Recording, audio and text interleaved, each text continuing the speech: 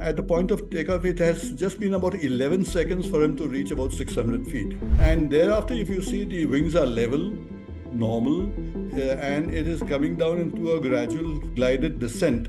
So I would not call this a crash. I would say a pilot did a controlled crash landing. The aim of an investigation is to prevent an repetition of the accident. I've not been happy at all about the safety record of India and the systems followed. No one in the world, not even the best authorities, people who are sitting in Delhi, not at DGCA, will know exactly what has happened at this point in time.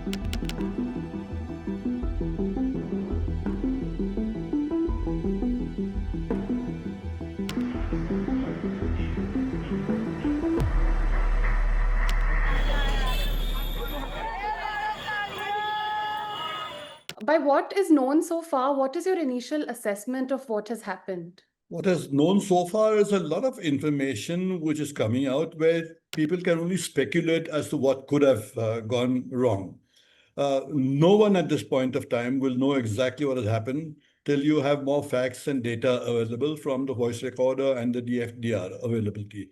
Because a lot of things which you possibly could have gone wrong have gone wrong. For example, there could be multiple bird strikes, could be mechanical failure of fuel injection systems or whatever, could be a pilot error, could be even sabotage. So there's no point in saying this is exactly what happened, etc. But what is a little intriguing to people like me who are watching the TV quite accurately is the very fact that the undercarriage was down. And also, we are not sure whether the flaps were deployed or not deployed. Now, both these things, if you go into technical aspects of it, first of all, as soon as a pilot takes off an aircraft, he puts a gear up, maybe at less than 50 feet or 100 feet, etc. So was he getting, if he was getting the normal power and things were normal during the takeoff, the right thing, he would have put the gear up.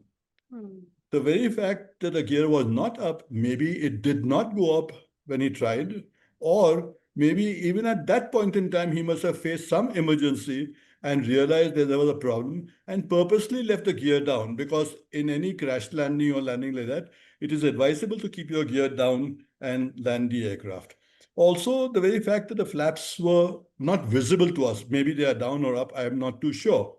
But if, as people claim, they were up, first of all, during takeoff, you will get a warning that it is not in the right configuration for takeoff. So before takeoff, the pilot will get a warning that the aircraft is not correctly, and he should have done his checklist, which is done at all times in any case. So these are things which are confusing us a little bit as to why were there actually flaps down or not down, or what was the problem. And in an emergency, what is the protocol that is followed immediately? Is a mayday always issued? Oh, well, Mayday is important, but it is not the first priority. The first priority for the pilot is to keep the aircraft under control and to sort out the emergency. There something could be urgently to be sorted out, so he sorts that out immediately. And simultaneously, as soon as possible, he declares a Mayday. So in this particular case, what is important is the period of time involved. From the time the aircraft has taken off, at this point in time, we are not 100% sure whether the aircraft had full power, normal power, and at what stage did the engines fail to give him power. It could be a few seconds before the actually descent started, because the inertia could have carried him to 600 feet, etc. So that is not very clear at this point in time. So at the point of takeoff, it has just been about 11 seconds for him to reach about 600 feet. And thereafter, if you see, the wings are level, normal, and it is coming down into a gradual glided descent. So I would not call this a crash. I would say a pilot did a controlled crash landing.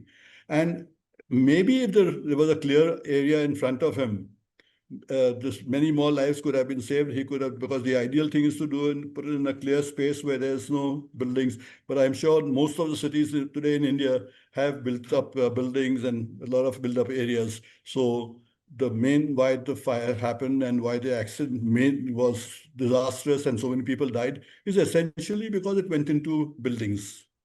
Right. And this particular crash happened during takeoff. Is that one of the time periods that a plane is most vulnerable for accidents? It is critical, yes. I would say only accident, but yes, that's a critical phase during takeoff and landing time also. So, and these things are visualized, sorted out, training is done, etc. For example, if the pilot experiences an emergency during the takeoff also, he is aware at what stage. He has about 2 seconds to respond also to continue to take off or reject the takeoff, depending on what speed. And these things are all calculated in advance. He has them right in front of him and he monitors. In fact, the co-pilot calls out these speeds also. So these things are all rehearsed and people understand pilots, every pilot understands the importance of these features. So what went wrong, at what stage did something go wrong, we also have to determine. Right. And Captain, how do you see the investigation unfolding, and what are the levels of transparency that we can expect? I think transparency you can expect totally 100%. I don't think there should be any problem on that front. But if people expect, in fact, on the first day, everyone was asking, tell us what happened, tell us what happened. No one in the world, not even the best authorities, people who are sitting in Delhi, not at DGCA, will know exactly what has happened at this point in time. Because, yes, there are two important black boxes, as you know, the voice recorder and the DFDR. The voice recorder, you can take out immediately and hear the voice, what happened in the cockpit. It is possible that they may have already heard the voice recorder.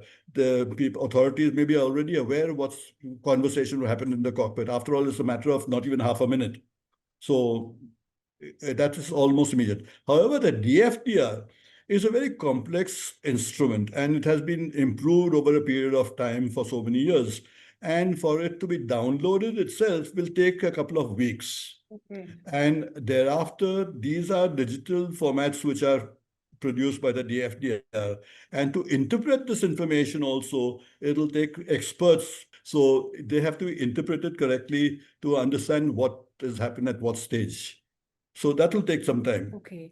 And there's been a lot of speculation, Captain, about many things, but particularly also about factors like heavy fuel load and high temperature.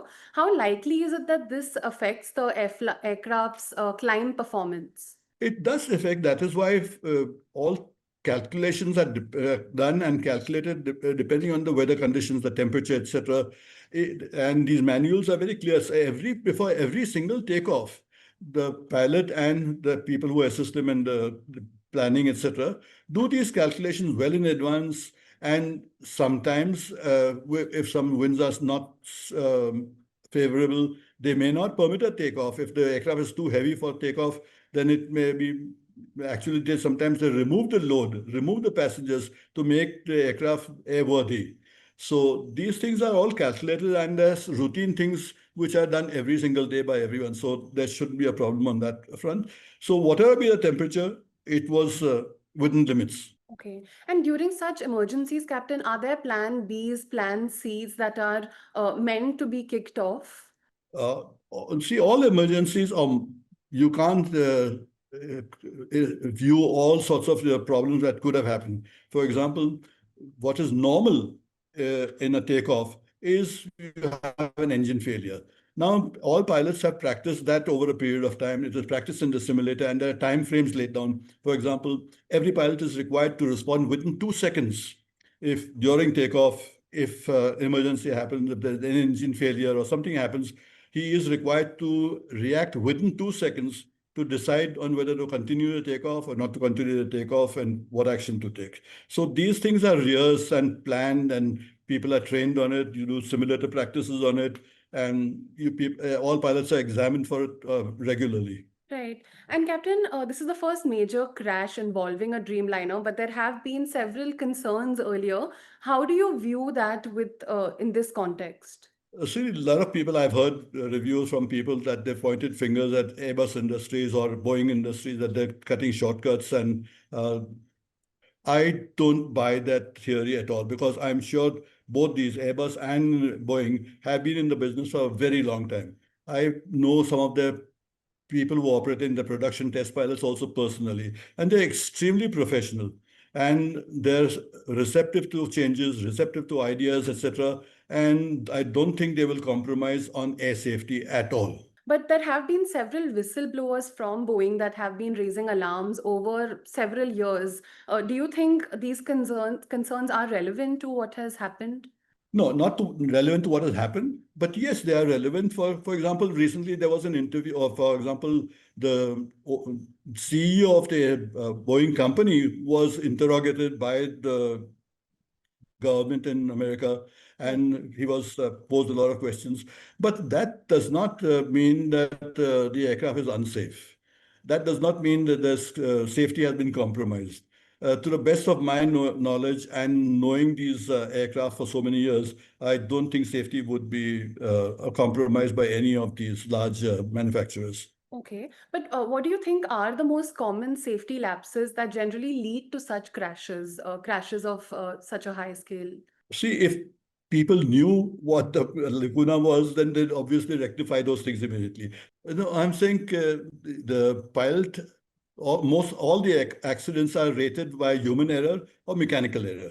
So human error, the rate has not fallen down over the last so many years, but mechanical defects, which have been there prevalent earlier, have been rectified and have improved on it, and aircraft have been made safer to a far greater extent. So the mechanical errors have fallen drastically, but the human errors have not fallen drastically. They are still to be addressed. Okay. And Captain, what role does the DGCA, Air India, and the Ministry of Aviation play in ensuring accountability in such an incident where so many lives have been lost? Uh, I am little hesitant to tell you about the DGCA, but I have not been happy at all about the safety record of India and the systems followed. And the main reason for these lacunas and the same main reason why the accident rate is higher in India than all around the world is essentially due to the DGCA. If you want figures, it's not my opinion that I'm expressing. I'll give you Flight Safety Foundation's figures. All over the world, the accident rate is approximately 1.5 hull losses per million departures. That's an average for the world. People who have good safety records and are practicing independent safety audits, etc., like America, Europe, Japan, Australia, they have a safety record of zero point 0.5 to zero point 0.4 to zero point 0.6.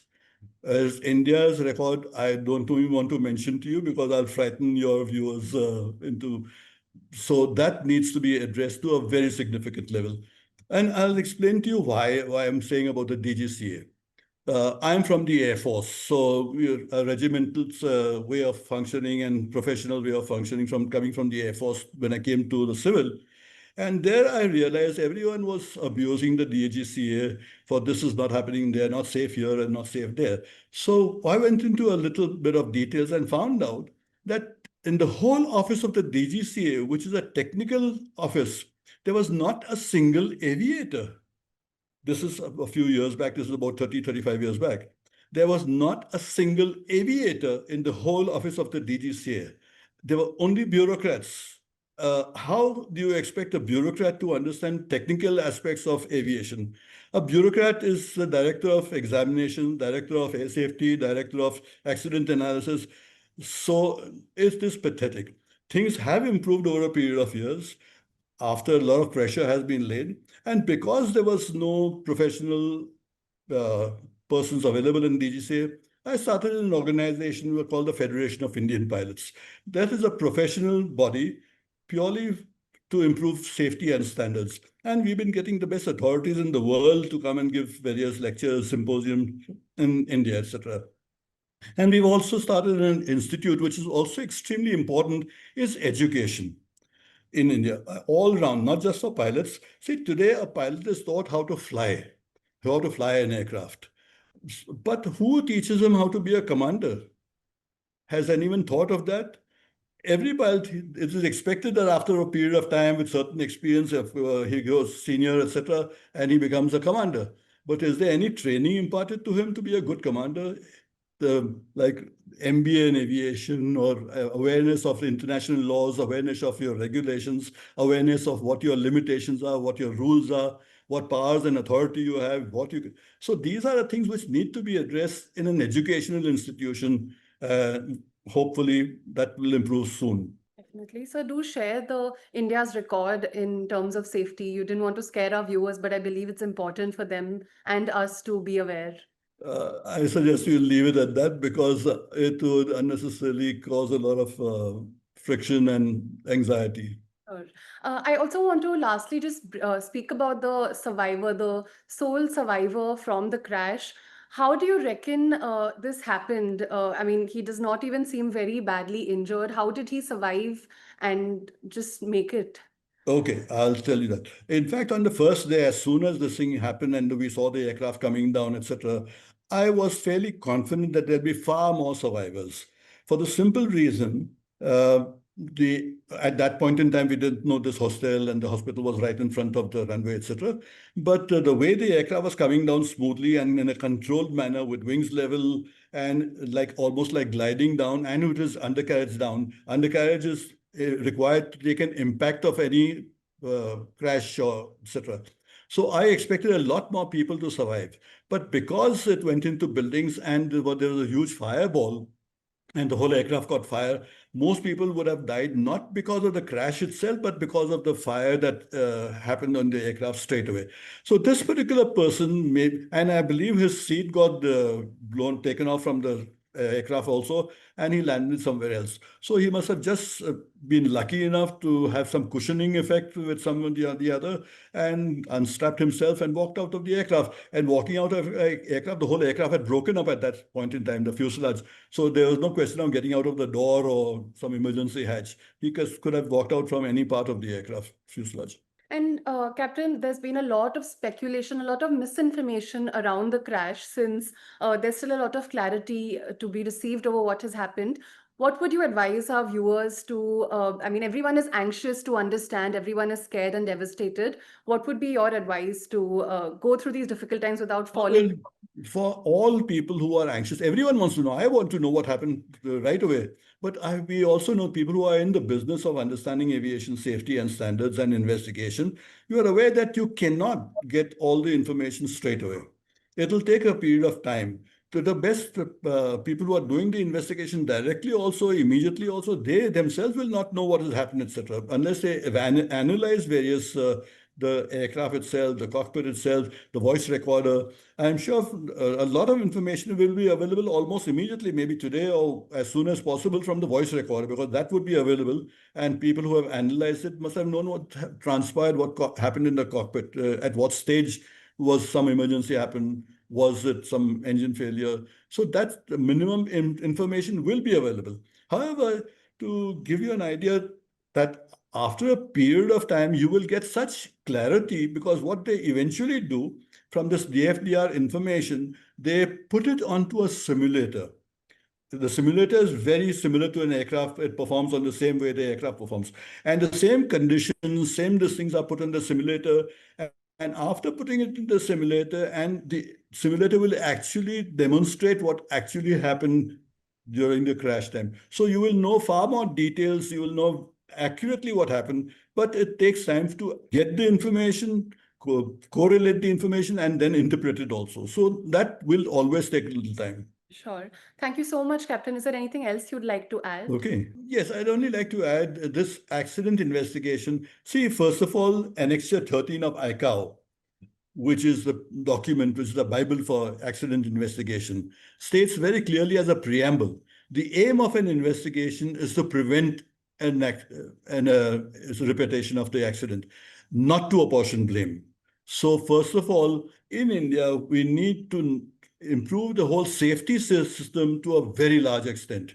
Our safety system is certainly not adequate, and many of us have been pointing this out to the government and to the Prime Minister also. But it has to reach the Prime Minister's ears, it has to reach the people who matter, and genuinely try get the people who are qualified in aviation to address these issues of aviation safety. Captain, I'd just like to, if you could give an example of in what ways India is failing in terms of safety, if you could help contextualize it by perhaps providing an example. Okay, I'll give you specifics. In most countries in the world, you have an independent safety board, which, and when that safety board is not any Tom, Dick, and Harry, they are safety experts. There's a program called accident analysis. And there's a course on accident analysis for aviators. It doesn't necessarily have to be pilots only. There are engineers, there are other qualified aviators also who do an accident analysis course. Now, that course is put into practice, and those are the people who actually do the investigation because they're thoroughly um, programmed and understand the details, what can happen and why, and how the human body behaves, how the human mind behaves. Some people say, oh, the pilot reacted too late or something happened. So there have been studies carried out at the various stages as to when a human mind is supposed to react to what emergency at various stages. That in India is lacking. And I'll give you an example. All over the world, they have these accidents. We don't have it in India. And in spite of the fact that I've insisted for the last so many years to have an independent safety board, they have started a safety board today, but it is certainly not independent because yesterday itself the Director General came on board the TV channel and he says he reports only to the Secretary of Civil Aviation. That is not an independent safety board. It has to be really independent, totally, with no one sitting on top of that authority. They have to be, first of all, they have to be qualified people there, and they have to be independent to freely assess and direct how to improve aviation safety in India. Right. Understood. Thank you so much, Captain, for your valuable insights and for joining us. Most welcome.